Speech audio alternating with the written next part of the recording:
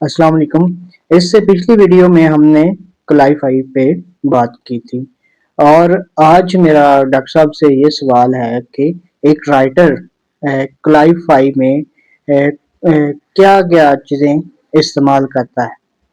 जी, क्लाइफाई friction के हवाले से हमने पिछली वीडियो पे के अंदर बात की थी कि क्लाइफाई यानी क्लाइमेट फ्रिक्शन जो मौसमियाती तब्दीलियों से आगाह करता है और जो क्लाइमेट चेंजेस हैं इसकी क्या वजूहात हो सकती हैं और जो आज का हमारी सूरत हाल है और ख़ास तौर पर जो कैपिटलिस्ट इकोनॉमी है उसने किस तरह से इंसान और फितरत के दरमियान जो ताल्लुक है उसको एक कमोडिटी में बदल दिया है। अब ये सारी सूरत हाल फिक्शन में दिखाने के लिए जो एलिमेंट्स जो राइटर्स या फिक्शन लिखने वाले हैं वो यूज कर रहे हैं उसमें वो साइंस को रियलिटी के साथ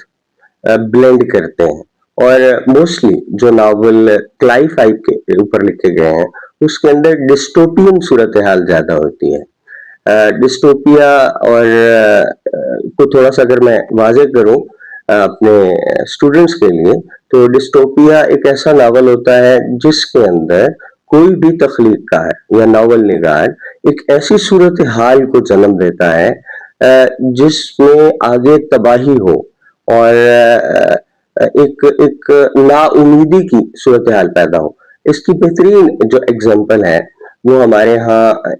जो इंटरनेशनल लिटरेचर है वो है एनिमल फॉर्म की या 1984 जो जॉर्ज ऑरवेल का लिखा हुआ नावल है। सो उसके अंदर उसने डिस्टोपिया की सूरत हाल क्रिएट करनी है। इसकी बिल्कुल बरक्स एक टर्म भी इस्तेमाल होती है जिसको हम यूटोपिया कहते हैं और यूटोपिया वो सूरत हाल होती है जिसमें एक ऐसा मुआशरा या ऐसा मुस्तकबिल दिखाने की कोशिश की है जिसमें सब अच्छा है, कुछ भी बुरा नहीं है, बिल्कुल डिस्टोपिया की उलट होता है। तो क्लाईफाई जो फिक्शन है इसमें जितने भी नावल तख्लीक किए जा रहे हैं वो उसमें डिस्टोपिया की सूरत हाल को ज्यादा दिखाया जा रहा है, लेकिन ये जरूरी नहीं है कि हर नावल ही ऐसा हो और ये फर्ज है कि ये लाजमी इस्तेमाल करना है डिस्टोपिया को, ये जरूरी नहीं है। हो सकता है कुछ पुरुम्मीद नावल भी हो जिसमें इस मसले यानी मौसमियाती तब्दीलियों के किस तरह से हम सॉल्व कर सकते हैं, इकोलॉजी के अंदर होने वाले जो नेगेटिव चेंजेस हैं इससे इंसान किस तरह से निपट सकता है, इसमें मशवरे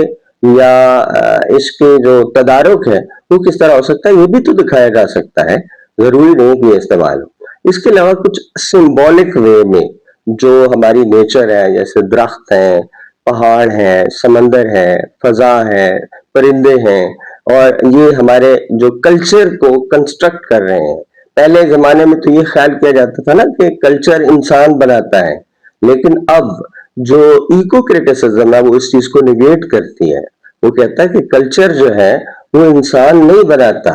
कल्चर के कंस्ट्रक्ट करने में इंसान एक एलिमेंट तो हो सकता है लेकिन पूरा इन्वायरमेंट जो इस कुर्रे अर्ज का है उसमें पहाड़, दरख्त, समंदर, परिंदे,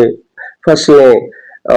ये सारी चीजें मिलकर एक कल्चर एक माहौल बनाती है, उसकी बुनियाद पर कल्चर कंस्ट्रक्ट होता है। सो वो जमाना अब गया जब इंसान कल्चर का मरकज था, अब वो नहीं रहा।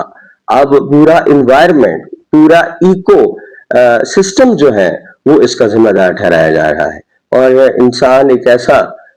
जानवर है जो इस इको सिस्टम को अपनी साइंटिफिक रिसर्चेस और या साइंटिफिक प्रोग्रेस की बुनियाद पर होने वाली इंडस्ट्रियलाइजेशन और इंडस्ट्रियलाइजेशन के नतीजे में इस माहौल को खराब कर रहा है। बहुत शुक्रिया।